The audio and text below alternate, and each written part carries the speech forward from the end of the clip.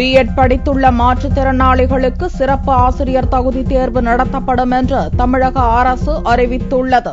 பட்டதாரி ஆசிரியர் தேர்வில் முன்னுரிமை அளிக்க வேண்டும் என்றும், பார்வையற்றோர் சிறப்பு பள்ளியில் ஆசிரியர் பணி வழங்க வேண்டும் என்பன உள்ளிட்ட கோரிக்கைகளை வலியுறுத்தியும் பார்வையற்ற மாற்றுத்திறனாளிகள் சென்னையில் தொடர் போராட்டம் நடத்தினர். இது தொடர்பாக தலைமைச் செயலகத்தில் முதல்வர் ஜெயலலிதா தலைமையில் திங்களன்று ஆலோசனைக் கூட்டம் நடந்தது. கூட்ட முடிவில் தமிழக அரசு வெளியிட்டுள்ள செய்திக்குறிப்பில், பிஎட் படித்துள்ள மாற்றுத்திறனாளிகளுக்காக தனியாக சிறப்பு ஆசிரியர் தகுதி தேர்வு நடத்தப்பட்டு காலி பணியிடங்களில் அமர்த்தப்படுவர் என்று அறிவிக்கப்பட்டுள்ளது. மேலும் தேர்வுக்கு விண்ணப்பிப்போருக்கும் அவரது உதவியாளருக்கும் பள்ளிக் கல்வித்துறை சார்பில் சிறப்பு பயிற்சி வழங்கப்படும் என்றும் தமிழக அரசு அறிவித்துள்ளது. இது தவிர முதுகலை பட்டம் பெற்ற 200 பார்வையற்ற மாற்றுத்திறனாளிகள் ஆசிரியர் போட்டித் தேர்வில் வெற்றி பெற்றிருந்தால் காலி பணியிடங்களில் பணியமர்த்தப்படுவர் என்றும் தமிழக அரசு தெரிவித்துள்ளது. தேசிய மற்றும் மாநில தகுதி தேர்வுகளில் தேர்ச்சி பெற்ற 100 முதுகலை பட்டம் பெற்ற பார்வையற்றோரை காலி பணியிடங்களில் பணியமர்த்த ஆசிரியர் தேர்வு வாரியம் நடவடிக்கை எடுக்கும் என்றும் தமிழக அரசு அறிவித்துள்ளது.